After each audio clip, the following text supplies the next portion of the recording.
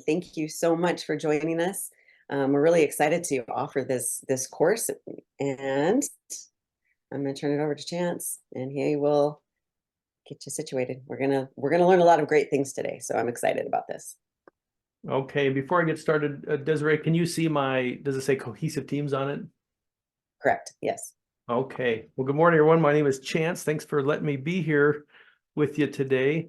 If you don't mind, it helps me out a little bit as an instructor if you turn cameras on. So I see that there's people in the universe. They're just not names. So if you don't mind, go ahead and turn your camera on and we can all participate together. And then let's make sure your chat box works as well. Maybe someone can send just a quick chat. Go ahead and say good morning or something so I can see that we all have access to that chat box. All right, looks like it's working. Fantastic. Thank you, thank you, thank you. All right, I'm actually here in Helena, Montana this morning, just east of Missoula. We're going to be talking about cohesive teams. And this is kind of an interesting topic. All those things that happen in the background of your workplace, those little subtle things, the siloing and the politicking and turf wars. What we're going to do is take all those little nuances and difficulties, and we're going to bring them to the forefront and talk about them. And Kim's got a team even. She's really getting bang for buck. There's lots of folks in there. And we see Krista and Julie. Good morning, everybody. Thank you for turning your cameras on. I appreciate that. And so we're going to talk about this idea of cohesive teams. I'm going to give you a real quick background of Mr. Chance. I'm actually an old farmer rancher. I grew up in eastern Montana on a homestead farm and ranch in 1909. And I did that into my mid-20s, working in the farm ranch, large corporate farm and ranch. I worked in mental health as a counselor and as an HR director. And then I managed a nonprofit for a couple of years, and I worked in higher ed for 7 years, I think. And 6 of those, I was faculty. I used to teach psychology and organizational behavior and agriculture, finance. And 22 years ago, I was a lecturer at Schiller University in London. So I've been doing this for a little while. And then I worked in some large enterprise systems, and I started this in God, I don't remember, no, it's 2009. And then all my schoolings in psychology and business and education. I like how they all weave together. I like that interdisciplinary approach. So Big Sky Way, we're a management consulting firm. We specialize in organizational health. And so clients come to us because they might have challenges with their business, right? That's part of leadership. How do we lead a business, the finances and growth and strategy and all that. We do a lot of work around leading people, so that management consult piece, and we do a lot around culture, how we do things around here. So it's pretty interesting work. Every day is a little bit different. And we've got a really fantastic relationship with Dawson College. So we give workforce vocational certificates out with a lot of our programs in conjunction with Dawson College. So bigskyway.biz, you can always go out and check us out on the website.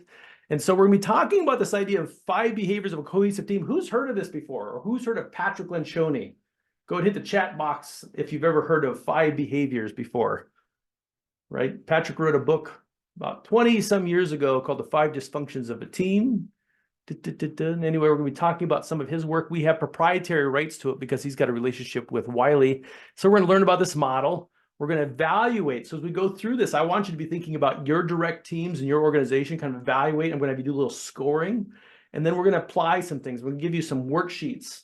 Did everyone get the handout? Desiree, were you able to send those out, a little manual? She's going to put it up right now. So we have a little handout coming up in just a second. So look for that. I'll probably show up in the chat. I'm going to give you some little tools and little things that can help you get better at this. And it's a really simple idea. And I'm telling you, damn it, it works.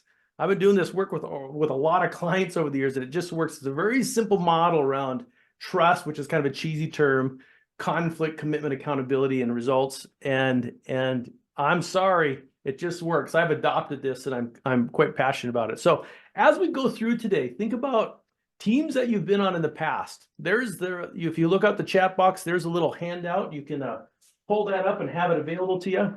But think about the best and worst teams you've ever had or you've ever been on, okay? Bad teams, this didn't go well, this was kind of frustrating. Great teams. And what we're going to use is think about this model as kind of diagnostic. It helps explain why some of these teams were really amazing to work on and some of them were terrible to work on, So it's a really kind of nice little diagnostic team. So as we go through today, think about some of the best and worst teams and make sure that's applicable. And of course, be thinking about your current team. I'm going to play a short video, and Desiree, you give me a thumbs up if this, to make sure we can hear this okay. And it's just kind of a little intro to this concept of 5 behaviors. So let's get this rolling. Since we were little, we've been thrown on one team after another. Soccer teams, project teams, work teams, you name it. And even though we have lots of experience being on teams, the only advice we've ever been given about how to be a good teammate is to play nice and everything will work out. But what if it doesn't? What if people spend more time politicking and posturing? What if people can't agree on which direction to take, so they go nowhere? What if everyone is just looking out for themselves? Turns out there's more to good teamwork than just playing nice. That's where the 5 behaviors of a cohesive team comes in. Based on Patrick Lencioni's New York Times best-selling book, The 5 Dysfunctions of a Team, this simple but powerful model consists of 5 behaviors that people can master to become a better teammate and to start building stronger teams. Here's Patrick to explain those behaviors. There are 5 behaviors that all teams have to master to become true functional teams. The first is trust. Team members have to trust one another, which means they're vulnerable with one another. Vulnerability, which I think is one of the most important characteristics any human being can embrace in life, is nothing but admitting who you are as a person. It means they're capable of being completely honest and human with one another. That's important because it enables them to embrace the second behavior, which is conflict. Yes, conflict. When people are vulnerable and trustworthy with one another, they'll engage in conflict without fear. They'll debate issues and they'll be totally upfront with one another. As a result of that, they'll be able to embrace the third behavior, which is commitment. They'll commit actively to decisions and they'll leave the room on the same page, totally committed to follow through on what they've agreed to. That commitment will give them the courage to hold each other accountable, knowing that they're doing nothing but reminding each other about what they intended to do from the beginning. And that accountability will ensure that they get results, that they're focused on the collective results of the team and not their individual needs. So it starts with trust, it goes to conflict, commitment, accountability, and ultimately, results. That's it. Now, ironically, it's not that complicated. It's pretty simple in theory, but it is hard because it requires a lot of work over time and a lot of courage. But it's worth it because the benefits of a great team are truly extraordinary. And it all starts with you. Teams are made up of individuals after all, and every individual has a part to play in making them stronger and more cohesive. It's how we get back to those teams that were fun and fulfilling, and we couldn't wait to be a part of. All right. I usually make fun of that kind of stuff because they feel kind of cheesy, and I like to write my own curriculum, but this just works too well. So I went out and worked with Wiley and we have access to this. It just really works. And hit the chat box if any initial questions come up. And again, has anyone ever heard of Patrick Lencioni before? Go ahead and hit the chat box if you have. He's basically a consultant. He owns the Table Group and he's just a really common sense guy. Really, really interesting fella. So we're going to tour through this, and I hope everyone's got their manual. And in your manual, there's a space to take some notes on page 4. If not, just pull out a piece of paper, take down notes. We're just going to tour through each of these different practices. And again, be thinking about your current team. We're going to be doing some scoring. Think about past teams that have been really successful or ineffective. So start with this first topic, trust. That sounds like kind of a cheesy topic, but let's listen to Patrick quickly talk about what he means by trust. So let's go ahead and get started and talk about the first behavior that we have to master to make our teams great. And that behavior is trust. Now that sounds obvious, doesn't it? You're thinking, no duh. Is this really anything new?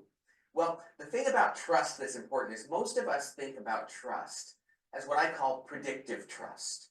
That we have to be able to predict one another's behaviors. Well, any group of people, any 2 people that have known each other for a long period of time will have predictive trust with one another.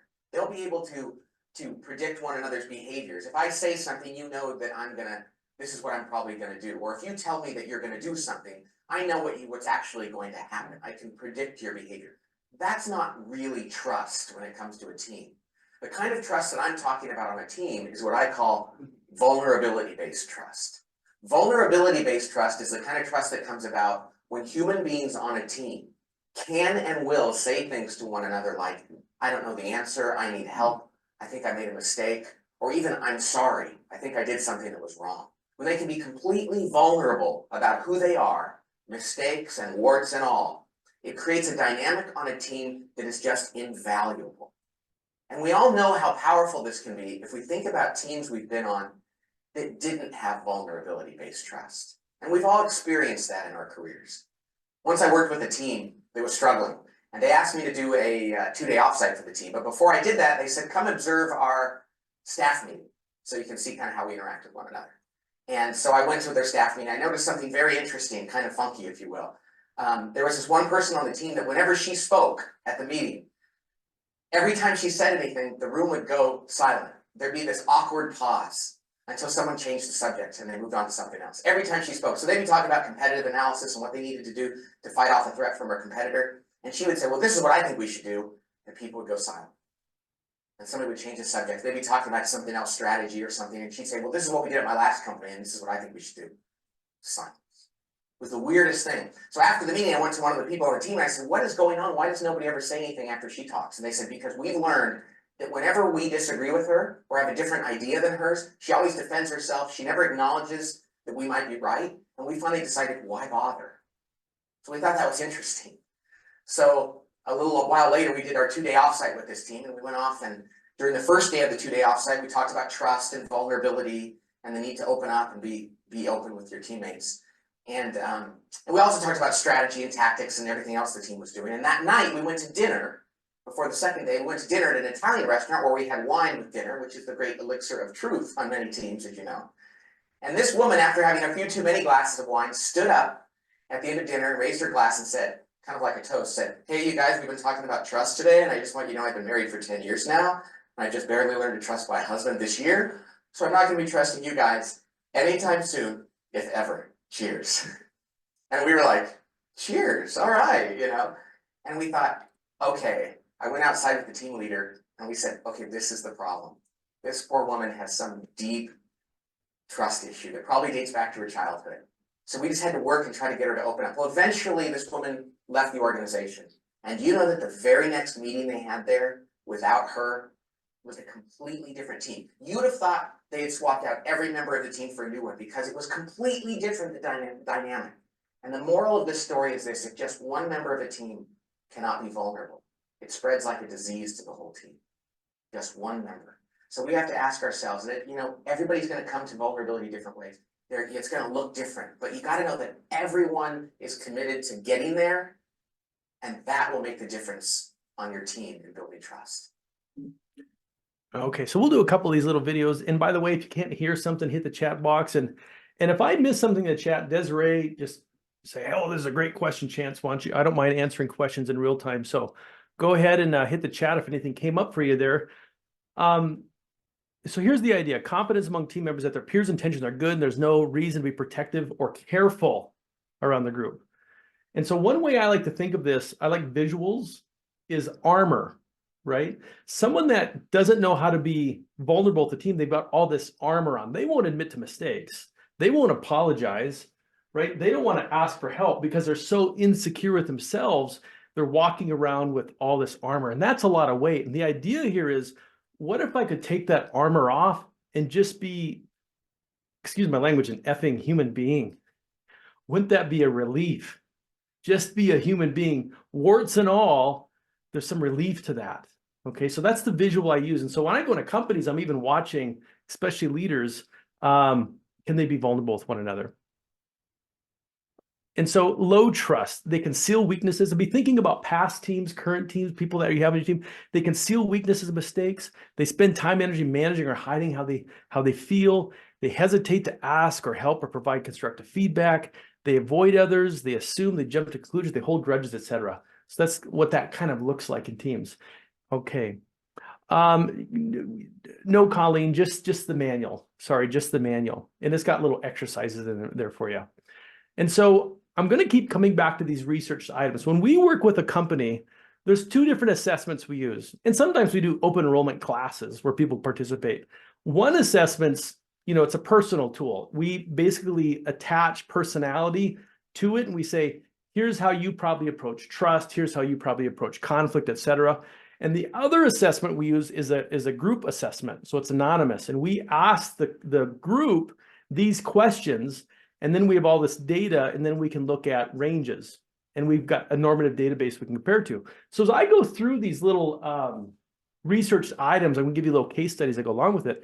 I want you to score your current team on a little piece of paper. We're not going to share it. And it's a 1 to 5 Likert scale. Likert, not Likert, Likert, 1 to 5 Likert scale. And then you average them, and I would just probably argue 3 1/4 to 3 3/4, 3.25 to 3.75 is kind of a moderate range. Okay, so score yourself. So the first one is team members acknowledge their weaknesses with one another, right? You're admitting like, hey, this is something I'm not very good at and I could use help with. It takes a very vulnerable and secure person to say, I'm not very good at this. Quick case study, I was working with a bunch of lumbermen one time, right? And lumbermen, they've got their Carhartts on, and they've got their beards and their tobacco and their hats, and their arms are folded. And it's kind of a tough audience, right? And there's one guy in the room, everyone respected. And somewhere in this presentation, he said, Chance, here's one thing I struggle with. I have a hard time saying no to people. And I don't remember what the whole conversation was, but he was definitely acknowledging, here are some areas where I'm weak. And you should have seen the room's dynamics change, because this person they respected could raise his hand and say, I'm not very good at this, and this is an area where I need help, right? Versus the armor, those people that are just like, I'm not bad at anything, right? It's hard to trust that person. 2, team members apologize to one another. They can say, Linda, that was my bad. I'm sorry about that. That made some havoc for you. Laurel, I have a sister named Laurel. Sorry about that. That was my bad. Sorry about that. I was on a site touring with the president once, and we're walking around. I love tours, and this employee came up to the president. He said, hey, boss, that piece of equipment that wasn't working, I figured out what's wrong with it. They've been struggling with it for a month. He said, I wired it backwards. I can't believe I did that. Anyway, I got it fixed, and we're back on track. A lot of people I know would have just fixed it and walked away and just said, boy, I hope nobody notices, right? A vulnerable person can say, I screwed up. That was my bad, right? I'm more likely to trust that person. And by the way, trust feels like a cheesy topic. When we start getting these other topics like conflict, commitment, accountability, you're going to recognize, I see why trust is that foundational piece. We got to have that. Third item here, and be scoring yourselves 1 to 5. Team members are unguarded and they're genuine with one another. I remember when I had a normal job, sitting with senior leaders, and they'd be throwing other leaders under the bus. And I'm thinking, what do they say about me when I'm not in the room? Okay, so they're bad-mouthing their senior leaders. And then not but 5 minutes later, they're talking to that same leader and saying, how's my favorite person today, right? It was just fake. It was fake. They have one conversation behind closed doors, another conversation live. Team members ask one another for input regarding their areas of responsibility. It means I'm asking for help. It's like saying, Krista, can you take a look at this? I just want to make sure I'm on the right track, because I know you've got some background in this, and I know you've got some experience. Rihanna, would you mind giving me can I borrow your ears for a second? They know they don't know everything, right? I had a boss years ago, and he was always working so hard to look like he was the smartest man in the room. And he'd have something that come up and he'd say, Chance, can you give me some background on this? And I'd type some things up and I'd put some references in it. He would cut that out, paste it in his document, and forward it. Because he didn't have that ability to come to me and say, Chance, can you help me with this? Can I bend your ear and give me some knowledge? Instead, he would direct me to write something, and I didn't know what it was for, and then he would cut and paste and send it off, because he always wanted to be known as being perfect, right?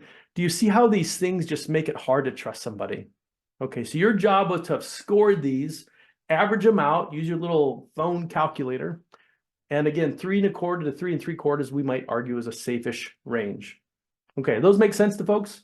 We're going to do this for every section. This is just the research in the background when we work with a team. By the way, when we work with a team, we score this, and then we keep post-assessing, right? Pre and post, and we're looking for growth. We're having conversations in those areas. This is some of that personal psychology that gets in the way. And I promise you, as you read through these, some of these apply to you, I promise. I can't be vulnerable because I don't want disapproval. I don't want to be perceived as naive. I don't want to lose influence. I don't want to be criticized. I don't want to be exposed. I don't want to be a burden. I don't want to lose harmony. That's a big one for me.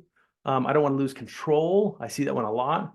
I promise you some of these things are what get in the way, and that's natural, right? We just have to be mindful of that. So this is kind of cheesy. It's just a little scenario, and I want you to think about what is the right answer here. While using one of your team's primary software platforms, you accidentally delete a large block of data. Working on your own, you restore the information. You're 90% confident that there's no adverse effects. What do you do next? Okay, keep it to yourself.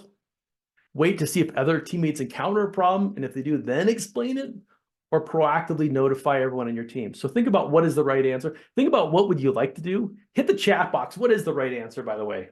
What is the right answer? Hit the chat box. Jamie's saying C. I'm seeing a lot of C's. I want to do B, but C is that right answer. By notifying your team, Brittany, painful as it might be, you give your colleagues a chance to check whether their work's been affected. You contribute to the team culture of trust, and they send the message that it's okay to admit mistakes. Welcome to being human. We all screw up, right? I had an employee once. It took me a long time. It took me about a year. Every time they do something wrong, they would say, oh, it's a software, it's this, or this is confusing. It took me a year for them to keep talking to them. And they finally got to this point of saying, I screwed that up. I'm sorry. And I was like, thank you. That's all I've been wanting the whole time. You're human. I screw up as well. It's just acknowledging that. Here's another one. We're just doing 2 of these. You present a proposal during the team meeting and one colleague immediately dismisses your idea. You can't think of any practical reason for their opposition. You start to wonder whether they have something against you personally. What would you do next? So again, hit the right answer and be thinking about what you want to answer. Shrug off this, but expect they might not be on your side going forward. You're either with me or you're against me. B, pull them aside and request an explanation of the response to the proposal. And then ask a second trusted teammate if they notice the same thing you did and get their advice. My tendency is C, right? That's what I want to do. But the answer really is B. Pull them aside and ask what's going on. Talking to them directly, make sure you're both on the same page. They might present some reasoning that didn't occur to you, or you might discover a difference in approach. But it's just this trust in one another where we can have these difficult conversations together. I know that sounds simple, but we don't always do it. So how do we get better at this? How do we get better at this vulnerability-based trust? So my first answer is those researched items. When we work with clients, they get lots of worksheets from us and they get a platform to look at this stuff. I have them print these out and I have them just pay attention to them, right? Just get better and better at, am I being honest about where I'm not strong? Do I apologize when I screw up? Just continue to get better at those researched items. There's 3 other here we're going to briefly talk about. And 1 is personality work. 2 is a personal histories exercise. That's actually in your manual. And then trust quotient. And I think that is also, that's not, I should have put it in your manual, trust quotient. So let's talk about these three things, that little things you can do to get better at this. So the first is personality work, right? Most companies do some kind of personality work. At Big Skyway, we use Myers-Briggs, Gallup Strength Finder, CPI 260, Caliper, PXT. We use a ton of them. But the one we use the most with clients is DISC, Wiley's DISC. Wiley's DISC. Why do we use it? Their psychometrics are really strong. I appreciate the validity research that they do, multidimensional scaling, and it's sticky. It's incredibly sticky.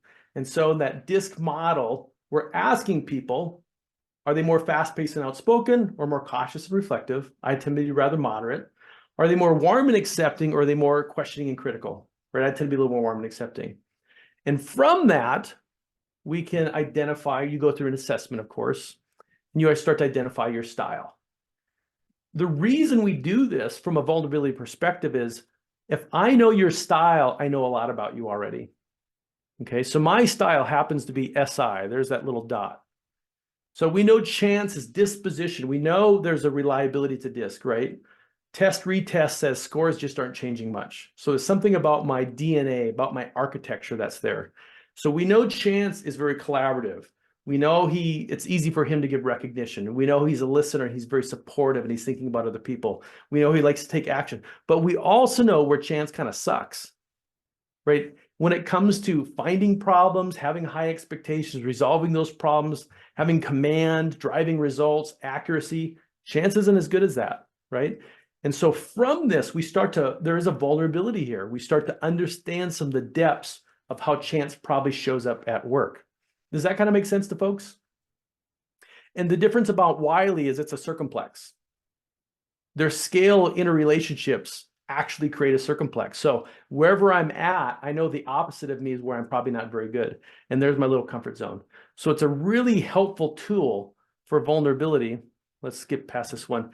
And when we use Wiley Disc, we get platforms, right? And so here's one of my employees, the Tiffer, right? She's very strong-willed, right? She overlooks advice. She holds tightly to ideas. She might come across as stubborn. Here's Chance. Chance is he welcomes input and advice. He sets his ideas aside. He may come across as hesitant. The more her and I know each other is part of this. That's where the vulnerability comes from. And her and I have this understanding. We can laugh and joke about this. And sometimes I need to be more strong-willed. I need to flex into that. Sometimes I need to say, no, I think I've got the right idea here. Sometimes she needs to be more accommodating. But the point is we're understanding each other with more fullness, right? That's the idea. So this is why DISC work or personality work, I think, is really critical. Whatever you're using in your organizations needs to be fundamental to this trust piece. Does that make sense to folks? Hit the chat box if you have any questions about that. DISC is very low cost as well. It's a really nice tool. I fought using DISC for years because I'm a doctor, and doctors don't use DISC. They use really sophisticated tools like the Big Five and CPI, and it took too many clients to say, but we can't remember that stuff, right? We need something that's a little more sticky. All right, so there's the first thing. I think personality work is going to really help understand that. Now, this one is in your manual, right? It's called the Personal Histories Exercise, right? So this is something I actually do with teams, because if you think about the teams we work on, especially senior leadership teams, they don't always know each other that well. I mean, really, they don't know each other. And so the exercise we go through is I ask, where did you grow up? How many siblings do you have, and where did you fall in that order? And then what was an important or unique challenge of your childhood, of being a kid? And we don't want inner child or dark secrets. We want low-level vulnerability. And it's the damnedest thing of what people say, right? You know, someone will say, my father had mental illness growing up. I had to help kind of raise the family, and I was always very thoughtful and mindful about money, and I happened to be the CFO, and so money's got a weird charge to it. And everyone's like, oh, interesting. I now see a little more of you. I see what's going on behind the scenes. Someone else says, you know, I moved away from home when I was 15 years old because I had a crap family, and hence I'm pretty damn independent anymore. That's why you're like that. I get that. And all we're doing is kind of taking some of that armor off and saying, listen, at the end of the day, we're just human beings solving problems for other people. That's all business is. We solve problems, okay? So on the next page, this is page 5 of your little handout. Here are more examples. And my recommendation is once a quarter, take 5 minutes out of a tactical meeting and do one. Right? You can afford 5-10 minutes out of a tactical meeting once a quarter. Describe a time where you felt most frightened in your career. Right? We're displaying our vulnerabilities. What's one of your top negative self-talk conversations? Right? I'm going to die alone. When you were a kid, what did you want to be when you grew up, etc. They might seem cheesy at the surface level, but the point here is we need this team to understand one another as human beings in order for us to have healthy conflict, accountability, et cetera, as we move forward. Okay, so good little exercise there, page 5 in your handout. Does that make sense to folks? Any questions coming up? Who goes first when we do these exercises? Hit the chat box. Who goes first? Who should be going first? Alexandra says it, right? The leader. The leader's got to go first. Because if we go through this and the leader at the very end says, I can't think of anything, why would I dare be vulnerable in the future? Right? They've got to go first. They've got to be the most vulnerable person in the room. I thought I put this in your handout. It doesn't look like I did, but it's called the trust quotient. Go ahead and write this down. Write this little formula down. It comes from Meister. His first edition came out in 2000. Just another little trust exercise to get you to be thinking about this topic. Okay, I have a quick question. How big of a group do you typically do with this? Is there a max? Oh, we'll do whole companies, right? We'll do a different kind of assessment. So you can do a lot of people through this. I can see some people having a hard time sharing as a group. It gets big. Absolutely. Now, there is something about the research says after you hit 10 people, these practices start to break down a little bit. So there is some research about how big should a team be. So once we get in that 10-ish range, things start to break down. So this formula here, trust equals credibility, reliability, and emotional intimacy divided by self-orientation, right? And of course, the math is, and Desiree, I see someone's in the waiting room there. You do the top first, and then you divide by the bottom. So let's go through this real quick and score yourself. Just use a 1 to 5 Likert scale. It's just helping you to build trust as a human being. The first is credibility. Do you know what you're talking about?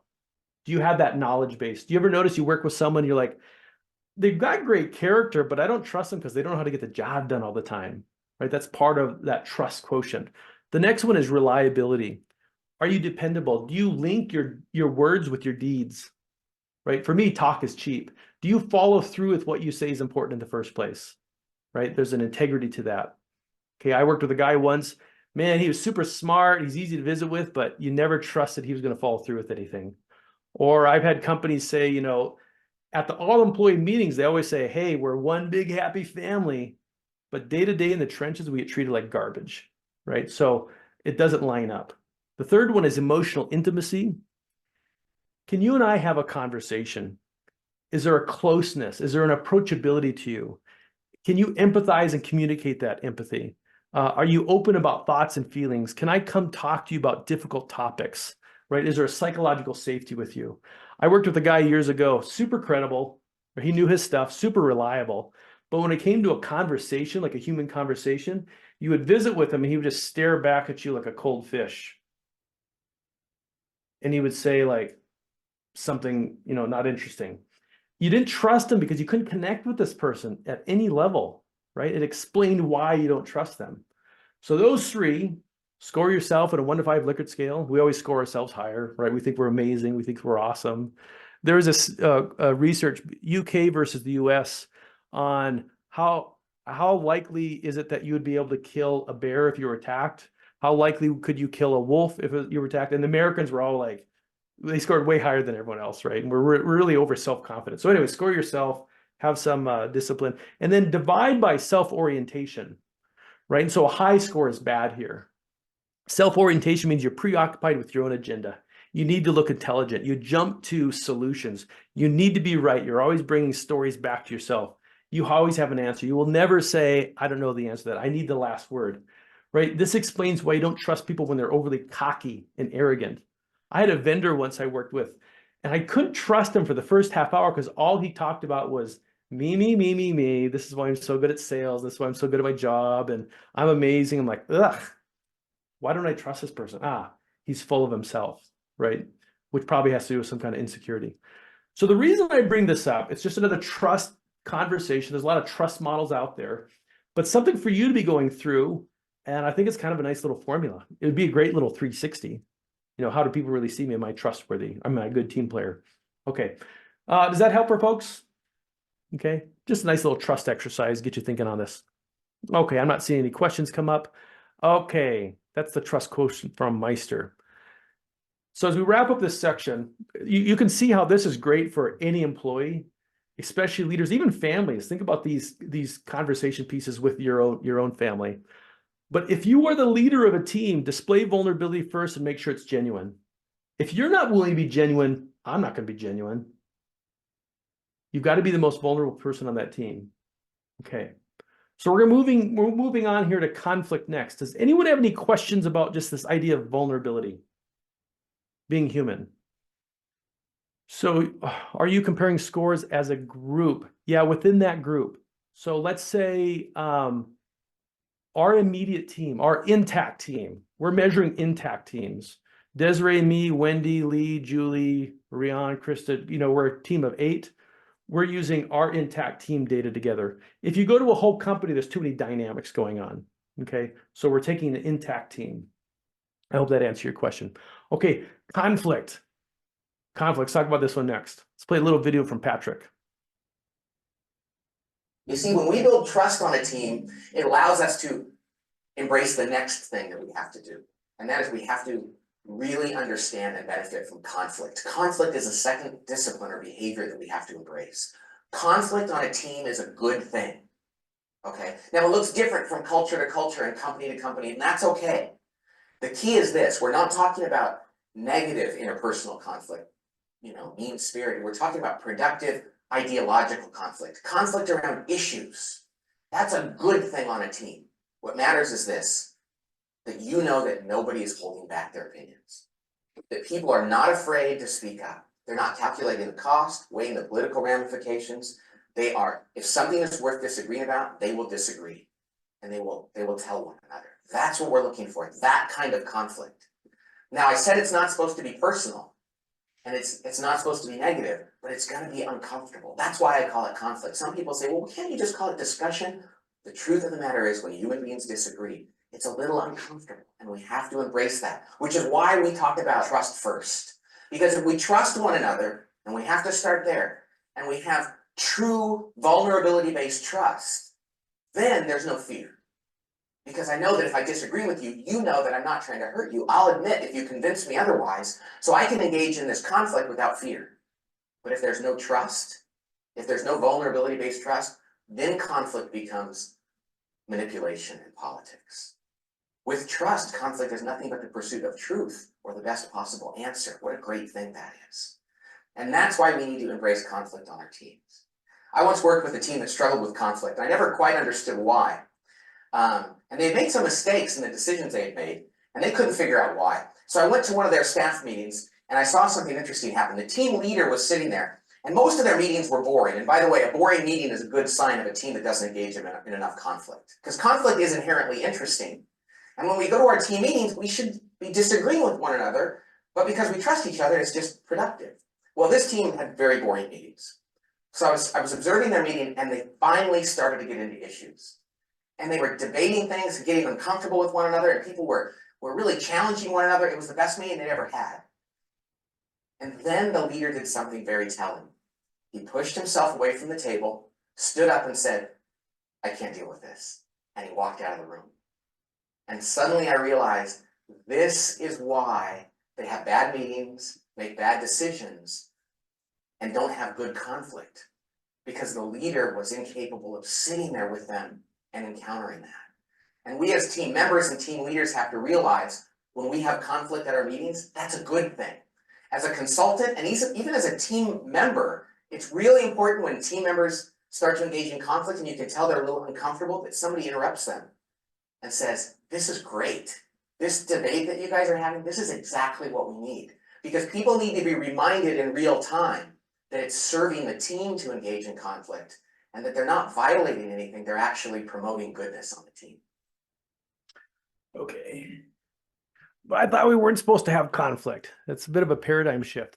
I hope you appreciate the logic here. If Rihanna and Chris and I, there is this trust, like we consistently apologize, and we know what our weaknesses are, the genuineness of it. We build this account with one another. It's so much easier to engage in disagreement. Right? Because there's something full and pure about that. It's a pursuit towards truth. And that's why we need that trust piece. So when there is trust, team members are able to engage in unfiltered, constructive debate. So this might be a paradigm shift for a lot of you.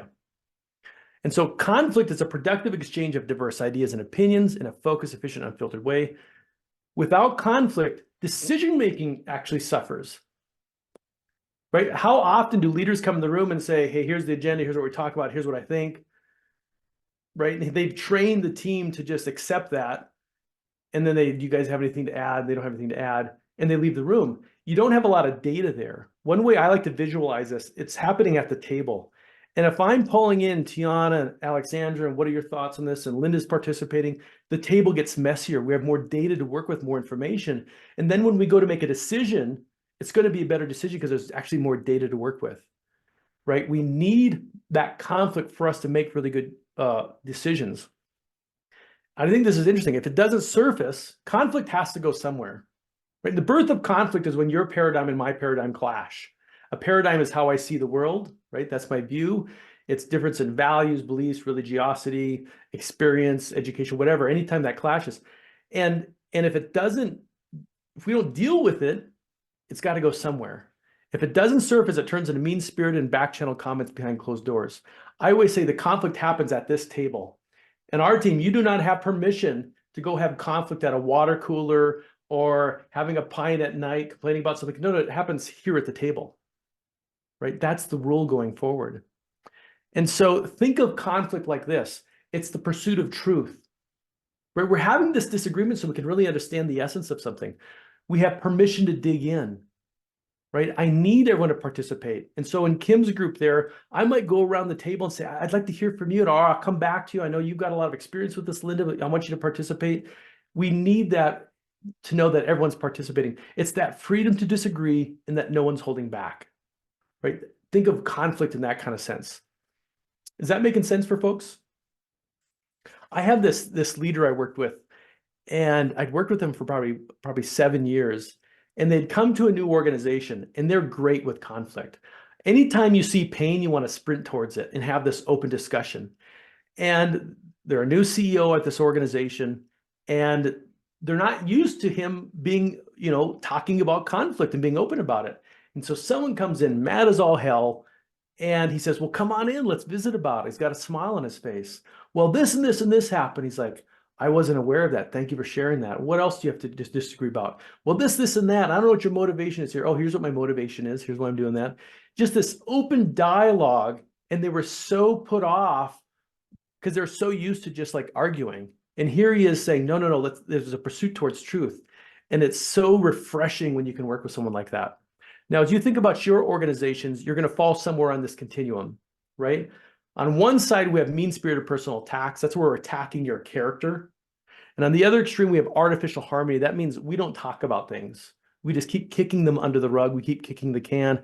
And that sweet point, that sweet spot is right in the middle, okay?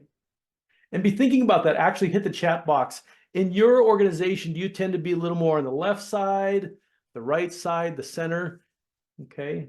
And hypothesize what you think people are going to say. Hit the chat box. Where do you think your group probably lands on this continuum? Left side, right side, that sweet spot. As people are doing that, there's something about, this is really relevant for relationships as well. We had this manufacturing and the sales side, okay, and they're always fighting at each other. And one day the sales side they're having this disagreement about a procedure, and the sales side started attacking the employees, right? Well, this person's lazy and this person doesn't want to do anything, and et cetera. He said, wait, my bad. I'm starting mean-spirited personal attack. I need to come back and talk about the decision that we have, right? Or the procedure that we have. He caught himself and brought himself back to that ideal conflict point. Let's see what we have here in the notes. Artificial harmony, one team's pretty close in the middle right. Okay. Yep, definitely in the middle. So it's kind of interesting to think where you fall, but we need that middle spot. Even in relationships, like in our family.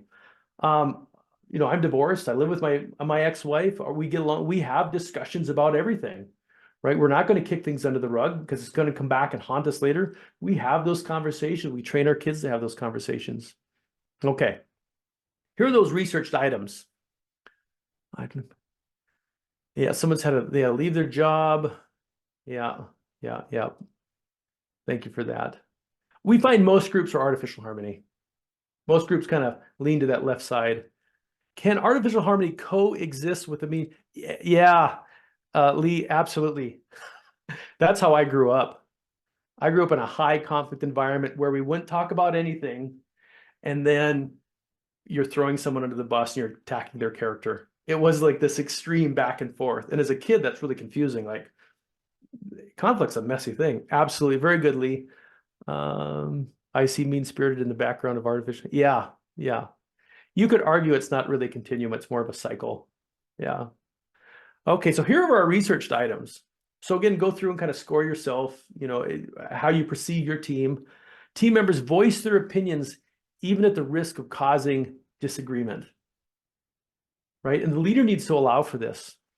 I had a team member. Man, she was good at this. And part of her skill was just to find all the angles at something And she would kind of create extra disagreement. And from that, we had more information to work with. I worked with a gal once, and our team was all very kind of very similar. And she would play devil's advocate because we're always in agreement with things and we're easygoing. And she's like, I'm going to play devil's advocate. What would administration say about this? What would this department say about this? She was just making sure there was disagreement happening, right? It made for healthier meetings. It made for more interesting meetings. Team members solicit one another during meetings, right? We're pulling people in. Some personality styles don't really need to be invited in. They're going to disagree, right? Ds and probably DCs and DIs, maybe IDs. But they're inviting everyone in the conversation. You know, Sherry, I know this is kind of in your wheelhouse. Can I pull you in and see what you're thinking about this? And I'll come back if you need. Jamie, what are some of your thoughts on this? They're inviting that in. I worked with a leader once, and they had that traditional kind of leader agenda, right? Here's everything that's happening. Here's my opinion on everything. Here's what I think we should do. What do you guys think? And it just wasn't very effective. And I said, you know, Stephen Covey always says, seek first to understand, then be understood, right? Maybe shut your mouth. You get to make the final decision, man. But why don't you pull those opinions in and have more of a lively discussion? And so he started doing this. He's saying, Rihanna, I want your thoughts on this. And Julie, I want to pull you in on this. What do you guys think? And then he still makes some kind of decision in the end. And a month later, someone came up to him and said, I don't know what you're doing, but I'm really enjoying our meetings. And it was nothing more than him pulling opinions in during that meeting to make sure that there was kind of healthy conflict and healthy debate, different opinions. Does that make sense? All right, let's look at this third one. When conflict occurs, the team confronts and deals with issues before moving to another subject. I learned this in my career. I was sitting with the CEO, kind of going through my one-on-one and my agenda, and I said something about operations or something sticky there, and I'm kind of struggling with it. And I was trying to dance around it and move on to another topic because I didn't want to talk about it. And he said, well, time out there, big guy. What was the thing about operations? Well, you know, he's like, listen, when you work with me, we need to chase, you know, sprint towards the pain. We need to talk about the yucky things. And you don't get to avoid that when you're with me. We don't get to move on to other topics. There's something meaningful there because you're trying to avoid it. We need to dig into that chance. That's really important as you work with me. Does that make sense? Before we move on to something else, let's make sure we deal with the big stuff. Any advice for the help rejecting complainer that tries to be disguised as a devil's advocate? Oh, Brittany, that's a good one. Help rejecting complainer. Yeah. Nonetheless, the fact that it's creating debate and difference in opinion, I think that's what's healthy. They might disguise it as devil's advocate, but that's fine. I don't mind that. I don't mind people being spirited. I don't mind people using some strong language because it just makes for a more meaningful discussion. So I hope that third one makes sense. We don't get to skip around things. We talk about them. That was very helpful in my career, and I'll remember that forever. The last one, during team meetings, the most difficult and important issues are discussed. These are the elephants in the room, right? We're tired of dancing around this and avoiding this. One time I had a client, and we're about wrapped up with our meeting, and it's about 5 o'clock on a Friday afternoon. I'm ready to go have pints with my mates. And I was like, is there anything else, or are there any elephants in the room, anything we haven't talked about? You know, I'm kind of counting to 7 and I'm ready to get out of here. And someone said, I got something. I was like, damn it. I was ready to have pints. I got something. And I said, well, what is it? We start talking about this technical philosophical difference in how they practice their trade. And it was rather meaningful. And they brought it up, and I don't like, Lee, how you approach this, because here's how I approach this. And I just have a fundamental difference about that. And I just want to visit about that. And we talked about it. It wasn't like we found a compromise or a new approach. We're just acknowledging that we see this differently. And I said, is that really important to you? Yeah, I've been hanging on to this for 9 months, and I just needed to talk about it, right? It's just getting the stuff out on the table. And here's the thing, when we talk about the pain, we come out of that relationship better. We're not harboring anything. Anytime you're leaving conflict in your stomach or inside your psyche, it's just going to make things worse. Our job is to get it on the table, learn from it, because in the long run, we just keep getting stronger and stronger from it, right? What's Friedrich Nietzsche say? What doesn't kill you makes you stronger. I think that's a pop song too. Some singer sang about that. So as leaders in the room, go to the pain, talk about the difficult things. We're all going to be better for it. And it happens at the table, not at the water cooler, not at pints, not behind closed doors. They happen right here. Okay, so score yourself 1 to 5. Again, ballpark 3 1/4, 3 3/4 is kind of a mid-range. Any questions about those researched items? Are we good with those? Okay. Here's why conflict probably doesn't happen. One is it's a paradigm shift. We've been taught for so many years that conflict is bad and we should avoid it. This is a new way of doing business. And I want you to understand that there's something so healthy about that debate. And it takes the leader to say, this is great. This discussion that we're having is fantastic. That's one of the reasons. It's just too new.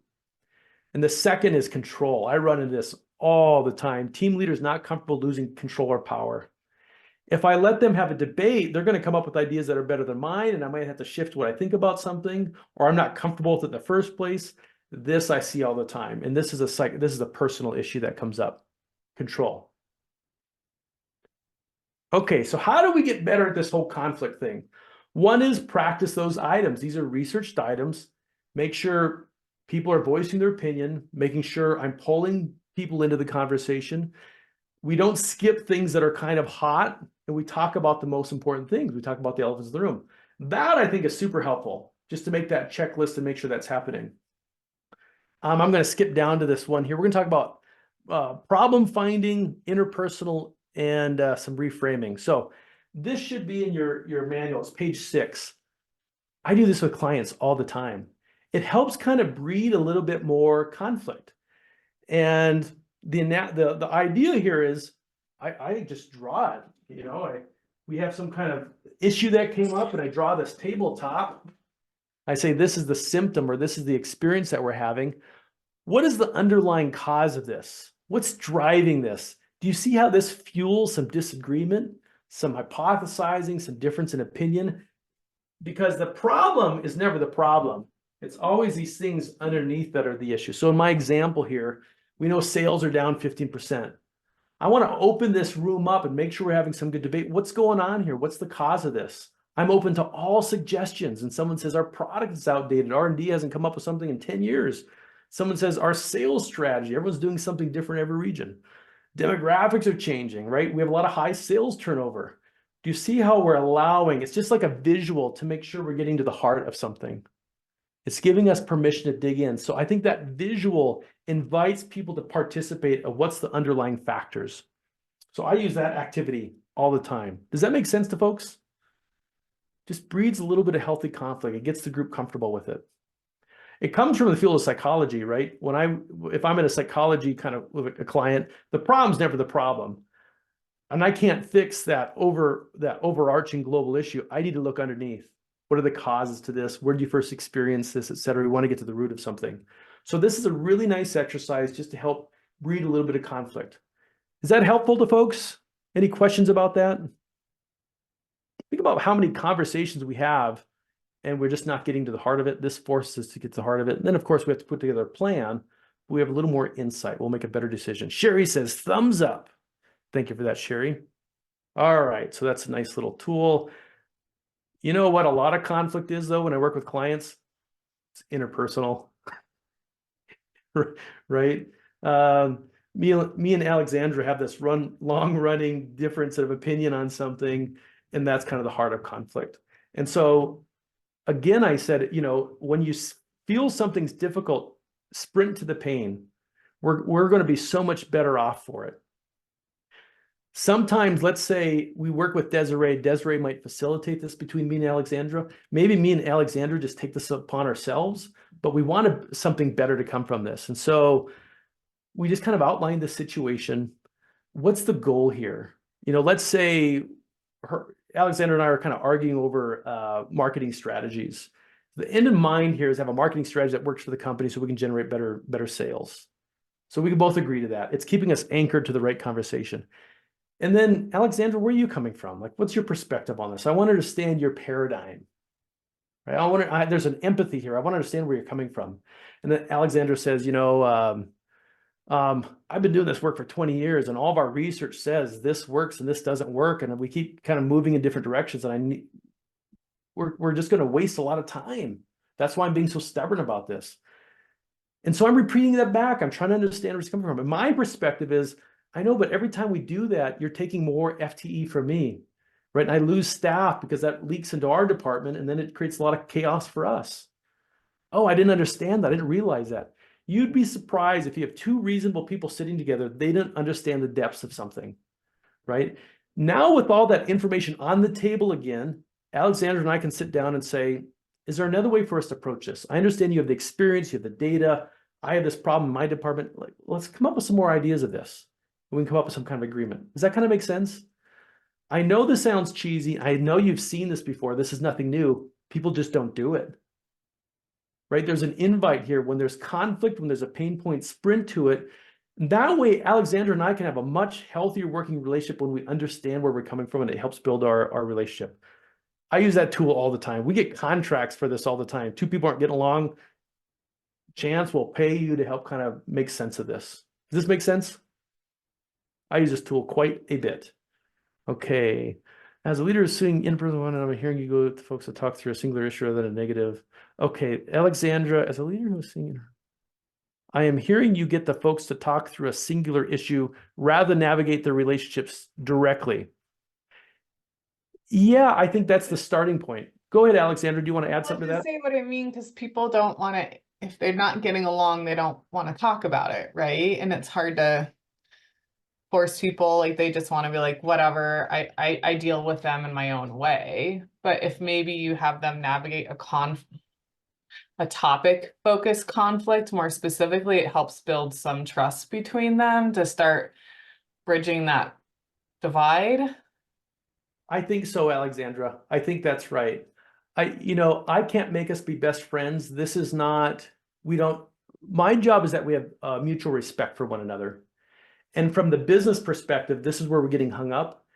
And quite often this might get into something deeper, right? This is how I see this. We're not getting into, well, my dad used to treat me the same way like you're treating me. If I'm in the room, that might come up. But yeah, we're still at work, and we're starting with that work issue, and we're trying to find some mutual respect out of it. But I tell you, when you sit down and you're like, oh, that's where you're coming from. Two reasonable people, reasonable is really important, right? And if it's not reasonable people, this does turn into progressive discipline conversations if we can't work together and get the job done. There are limits to this. There are triggers that we pull. But how helpful is this just in life? Just life stuff. Okay, interpersonal, because we see it come up so often. Let's see. Any other questions? Really good job, Alexandra. Thank you for that. This is just going to happen in life, just when it comes to conflict. When your paradigms clash, right? Today, I promise you something's going to piss you off, right? Because you're human. The first thought you need to have is that actually true? Is that valid? And then, am I overreacting? Am I over-exaggerating? And then, is there another way to approach this? This is kind of a cognitive behavioral trick, right? But it happens all the time, right? This morning, I was upset at my mother about something. I'm like, wait a second, is this even true, what I'm thinking? I recognize that thought. Am I overreacting? How should I approach this, right? Because the interesting thing about humans is, because of consciousness, there's this space between stimulus and response. We can pause. It's not like an animal. An animal reacts. There's a stimulus reaction. But we've got this space. Some people have a larger space than others. I have this ability to stop and pause and say, wait, is this even true? Am I overreacting to this? And what's a better approach? I know that's simple, but it really helps in day-to-day conflict. And is this in your manual? Hot diggity dog, it is. Conflict with DISC. I want to point out something here, but let's outline this first. And if you want to know what your DISC style is, am I more fast-paced and outspoken, Northern Hemisphere, or more cautious and reflective? I'm about in the middle. Am I more skeptical and questioning on the Western Hemisphere, or more warm and accepting on the Eastern Hemisphere? Based off that, right, there's a whole assessment. I should be able to pick where I'm at. And these are tendencies we see in large data sets, right? Ds have some destructive tendencies. S's have some destructive tendencies, etc. I want to point to this very bottom one, the flex, on all of these. This is kind of an advanced way of thinking about something. If I'm in conflict with someone, is this valid? Am I overreacting to this? What could I do? Sometimes you got to be more D-like. Sometimes you have to be more assertive. Sometimes you got to fight for something and stand up for it. Sometimes you can't live there. Sometimes you need to take command. Sometimes, let's go down to that C area, I need to temporarily avoid. This is not a hill worth dying on. I think I can give this more time. I think I can give it 24 hours. I think give me one day and I think I'm going to come back to you with an answer. Or I don't know this is worth getting into. Sometimes, let's go down to that S area, it's accommodating. This is best for the team. I need to bite my tongue. I think this is better for the team than it is for me. It's not all about me, it's about us. Sometimes I need to go up to that I area and collaborate. I think we need to slow down, have a larger discussion about this, maybe a win-win discussion. The point is your ability to flex in conflict is really, really critical. And that might sound advanced, but maybe it's not so advanced. Just little tips with conflict. Okay, does that help, folks? Okay, the big thing here I want to get out of the conflict is don't shy away from it. Race to it. It's a beautiful thing, baby. So as a leader, if you are the leader of your group, you must allow and facilitate conflict to take place. And you should model appropriate conflict behavior. And when you hear conflict happening in your group, take a little time out and say, this is wonderful. I love how we're debating this because we're going to come out of this with better decisions and a better understanding. And it happens here at the table. Okay, we're ending this section. Anyone have any questions about conflict or any ahas about conflict? Anything interesting? Any ahas? Any hell yeahs? Hell yeahs like an amen. Okay, I'm watching the chat box. I'm not seeing anything pop up. Okay, is it okay to put a topic on hold? Yeah, from Jamie. Where is Jamie at? I don't see Jamie. I don't see why. I want to preface it. Am I avoiding it because I don't want to deal with it? I have no problem of saying, Jamie, I need some time to think about this. Actually, maybe we all need some time to think about this. Let's do some homework. Let's come back and have a discussion on this. But I want to preface that. I don't want to just kick the can down the road. I need 24 hours, or I think this is less a priority, and I want to swing back to it in the next month, but I'm not going to let that down. You're not avoiding, you're temporarily avoiding it because it might be the smartest thing. Jamie, do you like that answer? Is that okay for you?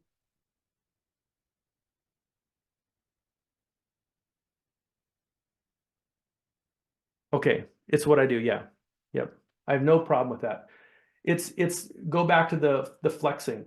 Sometimes I need to temper. If you live in avoidance, right, that's exhausting for everybody.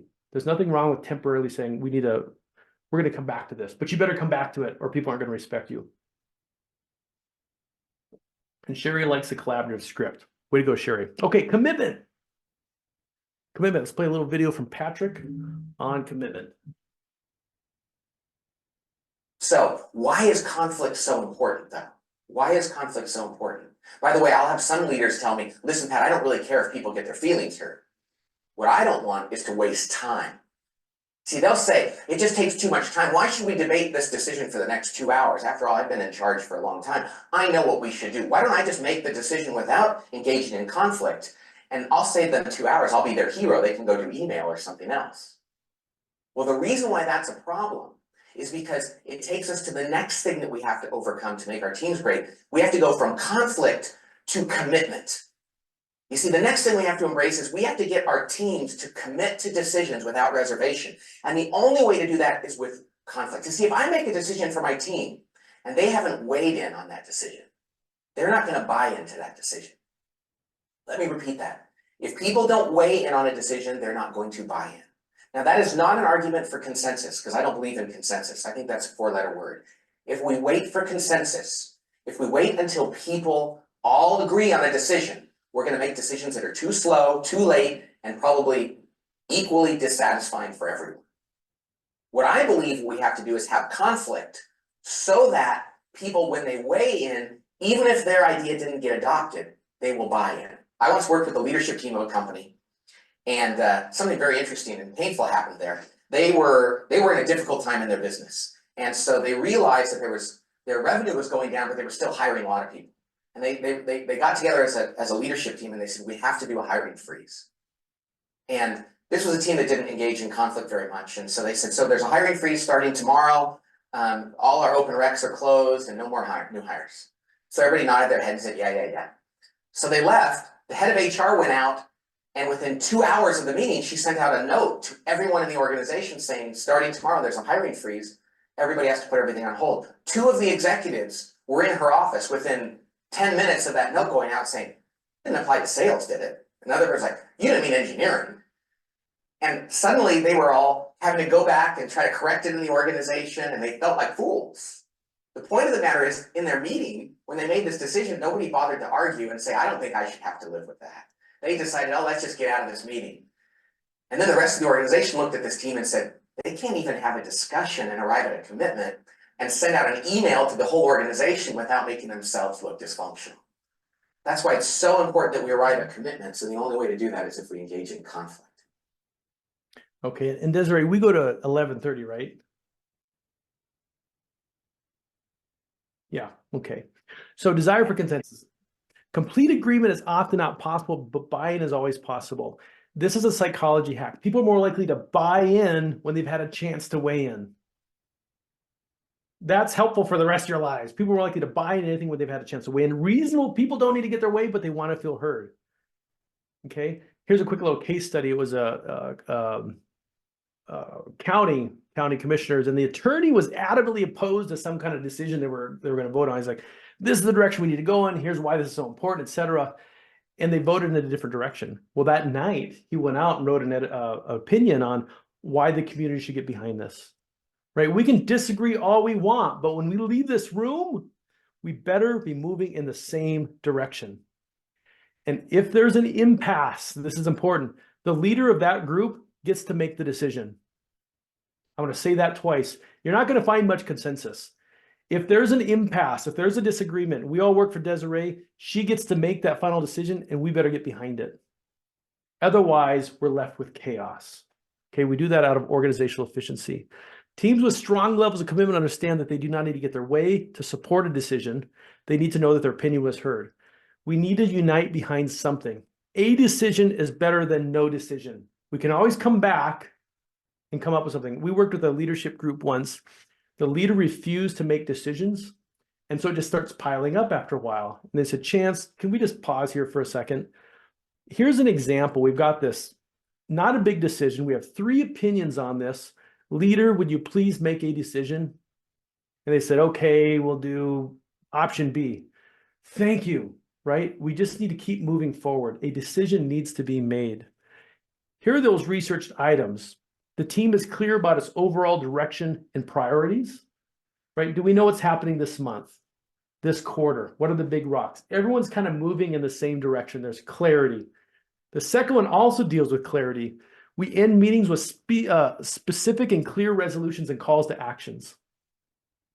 We leave the meeting. I was working with a group once. They asked me to just to come shadow and observe a meeting.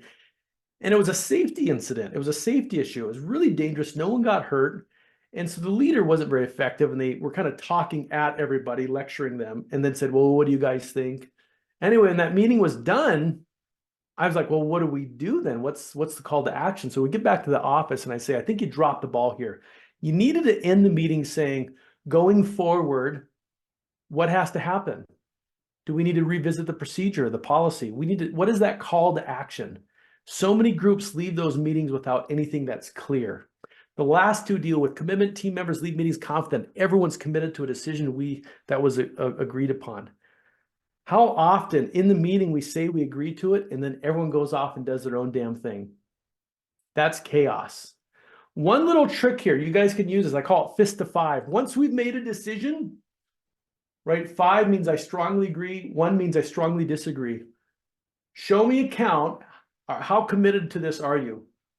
Right? And people saying 4s and 5s. If someone says a 1 or 2, I'm like, thank you for bringing that up. Why aren't you committed to it? I'm re-inviting us back into conflict, aren't I? I'd rather have that conversation now than someone leaving my team at a 1, politicking, turf wars, posturing, right? Siloing.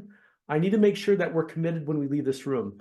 That's really important. Did everyone understand that?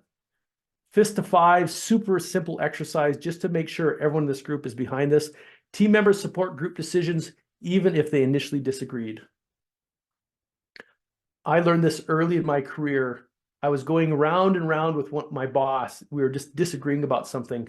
And finally, out of maturity, I came up to him and I said, listen, I know we disagree about this, but you pay me to do the job that you want me to do in the way that you want me to do it. That's the agreement, right? I am behind this decision. I disagreed with it, but I need to get on the bus or get off the bus. I'm fully behind this. Does that make sense? We need to commit to it. We can't leave the room with everyone moving in different directions. Any questions about that? We need to have clarity and we have to have buy-in when we leave that room. This is the birth of chaos. Now, there's a very thin line between conflict and commitment. Sometimes when we're trying to commit to something, we might have to go back into conflict. Do you see how we can bounce back and forth? And so this exercise is go get it or get over it. So here's the situation. I'm not sure who's responsible for moving this project forward. Do we go get it or get over it? You hit the chat box. Do we go get back into conflict? Or do we just move forward regardless? Is this a go get it or get over it kind of moment? Hit the chat box. Go get it, baby. You got it. We all have to understand what that is for us to move forward. I love this language. We have clients, they email me and say, hey, Chance, is a get it or get over moment. I still think the idea I proposed is better than the one the team chose.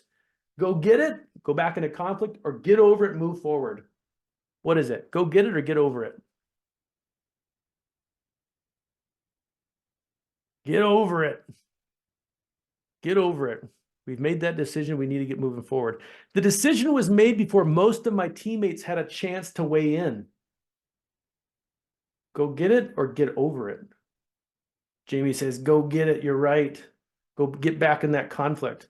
People are more likely to bind when we've had that chance to weigh in. We need to get back into that conflict. We can't be certain how this decision will turn out. Do we go get it and have more conflict about it? Or we made the decision, just get over it, get moving forward. Get over it, Colleen says. Absolutely right. Having clarity isn't the same as having certainty about what will happen. We need to get moving forward. One more. I'm uncomfortable that not everyone was in agreement about the decision. That's me. Get over it or go get it. Let's go get back into some conflict. Get over it, man. Consensus just slows us down. So how do we improve? Right? We look at those research items. I think that's helpful. I've got a couple worksheets for you. This is page 9. Page 9 of your little manual. This to me creates a lot of clarity. It's just a war battle plan. I use these for everything, right? The war is this thematic goal that we're after. These are the battles that have to be won, and this is the plan of attack. We've got all this detail. You can just write this out on a piece of paper. For example, we have a PR mess, right? It came up in our leadership meeting. We have to get our PR correct. Here are the battles. The best way to eat an elephant is one bite at a time. We need to have a press release. We need to communicate this through the organization. We need to do this at the employee meeting. These kinds of exercises, it's just goal theory. Make sure there's absolute clarity in what's happening. Okay. I'm going to show you this worksheet again in a bit, but I like these kinds of tools for the team just to make sure we're all on the same page before we leave this room. Okay. Here's another thing. We think there's 6 kinds of meetings. Okay, the tactical meeting, I don't want to get into the details of tactical meeting, but that box that I circled, and every meeting with, here were the communications that we had, the decisions that we made, and action items. And I will start the next meeting with these. I want to be super clear of what came out of this meeting. Kim's going to come back next week and give us some update on this. Rihanna's going to, decide it, we're going to go do this, etc. Leave meetings with absolute clarity. That's one little nugget that's going to help with that clarity. I'm going to skip this for time's sake. I love one-on-ones. I think it's one of the best ROIs leaders can have, but we're going to run out of time. Okay. If you're the leader, get weigh in before buy-in on major decisions. Constantly push for closure. If there's an impasse, the leader has permission. The leader has permission to make the decision. Yep, Ashley, you should have this little handout. It's in the chat box. Desiree put it in there before, so you should have a copy of the war battle plan. Okay. Let's talk about accountability. We've got about 15 minutes here. This is the toughest one, by the way. Conflict is when me and my kids argue about curfews and rules of the household. Accountability is when they come home late and I've got to do something about it. It's very personal. So in the database, this is the lowest scoring area. When everyone's committed to a clear plan, we have to call each other out. This is hard to do. It might hurt the team. This is why we struggle with this. Great teams don't go to their boss. They go to their team members and say, we need to do better. We avoid this because of conflict avoidance, but really it is an act of love. When Julie can come to me and say, Chance, this isn't working, but that's not what we talked about. When Linda can come to me and say, Chance, I thought you were supposed to show up today ready to talk about this. It only makes sense. We have trust, we've had conflict, we have a plan. It only makes sense that we can talk to one another. Most of the problem is we weren't clear to begin with. We weren't clear in the first place. That's where most accountability issues fall. There's two sides of that same coin, clarity of expectations and accountability. They go hand in hand. Here's our research items. Teams offer unprovoked, constructive feedback to one another. I sat at a leadership group once and everyone was supposed to come prepared for this conversation piece. Everyone's ready except one person. And the president says, Jack, we've talked about this. We all said we're going to come prepared this week, have a discussion about this, and you're not prepared. And so now we either need to slow down, get you caught up, or we move and you're not going to be able to participate as much. That's not cool, man. Right? Isn't that uncomfortable? If you don't hold people accountable, no one's going to come prepared. Right? This is the job of a leader, especially. The team ensures that team members feel pressure from their peers and that expectation to perform. Team members confront peers about problems in their respective areas of responsibility. This is one I see all the time as a consultant. It means I have permission to talk to your department. I didn't include the meeting. Yeah, the meeting template's not in there, Rihanna, just the war battle plan. Because that's a whole discussion. There's a whole discussion and methodology to how we do tactical meetings. I just want you to get that action item piece down.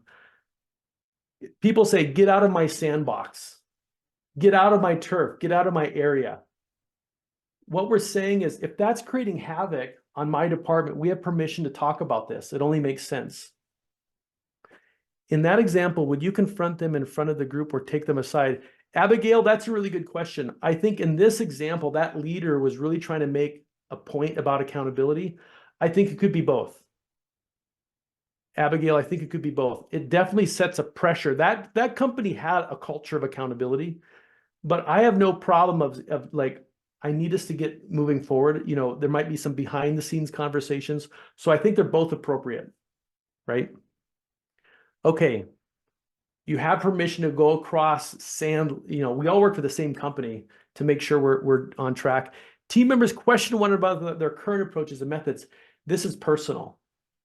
Years ago, I had a guy come to me and say, hey, Chance, this group you're working with is really confused. I don't know what you're doing. What's your methodology? And my ego steps in. I'm the PhD here, man. What do you mean, what am I doing? I know what I'm doing. And what he was doing is saying, whatever you're doing, your method isn't making sense to them because it's different and you're losing them. And then it dawned on me, this was an act of love. He was coming to me. We trust each other. We've talked about these things. He was saying, but it's not working for this group. Isn't that hard to do? Right? So these are examples of accountability. Let's see here. So practice the research items. I'm going to come back to these worksheets. Remember the war battle plan I just showed you? Not only does this provide a lot of clarity, doesn't it provide accountability as well? Here's the war, here's the battle, here's this little project we're working on. It's very visible. Desiree's responsible for this.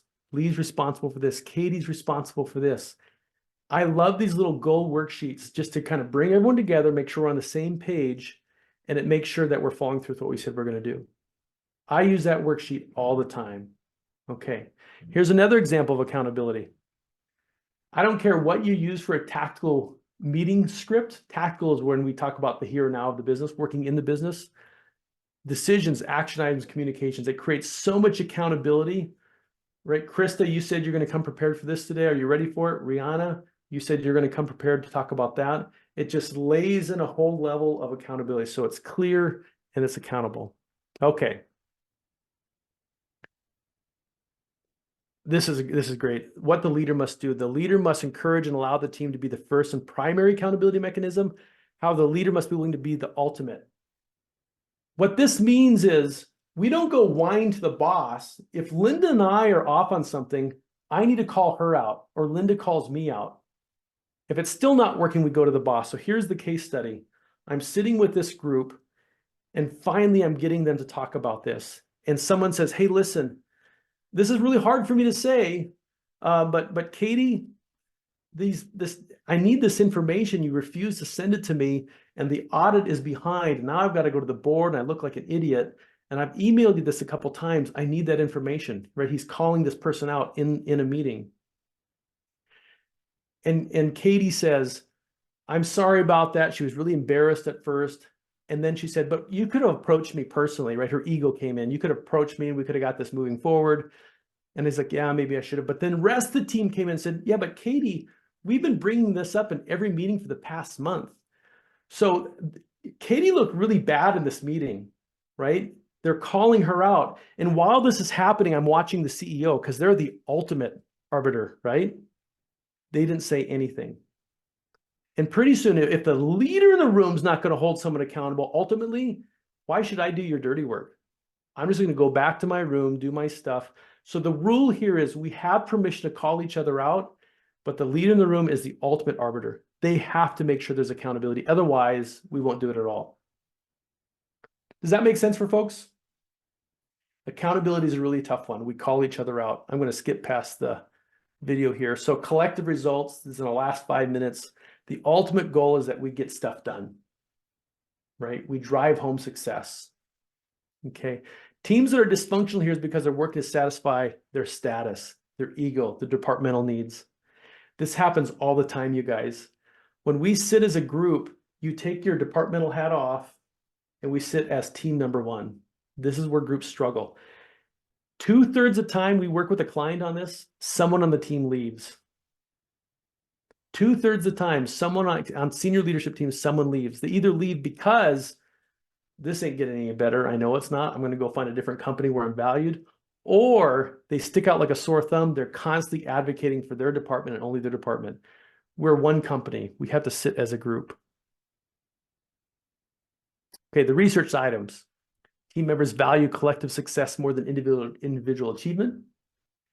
They make sacrifices in their areas for the good of the team. Like I've seen this, we're all making sacrifices except one person because they refuse to do it for their department and their ego.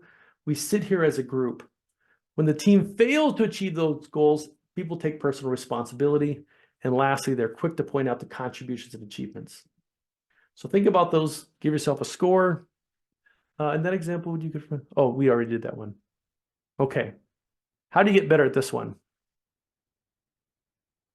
I'm going to skip a couple things here. Let's get right to this. This should be in your manual as well.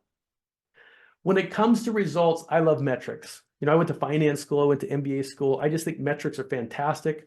One, because you can't manage what you can't measure. Okay, so I'm really big about having organizational metrics. And at the senior leader team, this is called a balanced scorecard. It's just a Harvard model, right? Finances, operational efficiency, right? Are we doing quality work efficiently? Customer service, are our stakeholders satisfied? And then internally, people and culture, are we engaged? And this should look very similar to DISC. It's DISC again. So what we're always helping clients with is to have what does success look like for us? And I just made up a bunch of different metrics. Now boards know what success looks like. Senior leaders know what success looks like. And they play into one another. All too often, I see boards that only get financials. That's a lagging indicator. And they wonder why they keep losing key employees because they have no access to anything else. Here you're putting it on full display. Here's what our results are. Here's what success looks like. And we work with clients. So we come up with metrics that are meaningful for them. Okay. And we have ranges of what health looks like. Does that kind of make sense to folks? Desiree can answer that question. We'll be able to watch the recording. Does this make sense for folks? Measuring results and making those really clear to the entire organization? Jamie says, yeah. So and people get this. And so I'm really having to push and make sure that happens. All right, let's wrap this bad boy up. So now if we go back to the very beginning and you think about the best teams you've ever worked on, does this help explain why some of those teams were so great? If you think about some of the worst teams you worked on, does this explain why they were so ineffective? It really should. It's a very diagnostic tool. In fact, when I go on, sometimes we run companies meetings just to kind of get some momentum. I'm playing with this. This is my script. I'm making sure there's good conflict. I'm making sure there's great clarity in what we're doing and that we're buying into something. I make sure we're holding each other accountable, right? I'm using those same worksheets I showed you here. I'm really playing in this universe to make sure we're on track. And this idea of team, right? It's not a touchy-feely soft topic. I used to think that as a farmer and as a cocky business student, right? I used to think team is just a dumb topic. It is a competitive advantage. When everyone's moving in the same direction, I think that's a beautiful thing. All right, I've got about 1 minute here. BigSkyway.biz if anyone wants to reach out. And you can always set up a chat time with me. There's some invites on there, but I'm going to turn it back over to Desiree for any thoughts, questions, or comments. Okay, thank you guys. Go ahead, Desiree. Thank you very much, Chance. I really appreciate it. I think there was another question about the PowerPoint. The PowerPoint is not going to be shared. We shared the handouts. Is that correct, Chance? And Yeah. everybody should have gotten the handouts. If you didn't, let me know and I will email them to you. And with that, thank you very much for attending. Please take time to do the survey. That's really helpful for us. And we'll see you at the next training. So thank you. Thank you. Desiree, I don't mind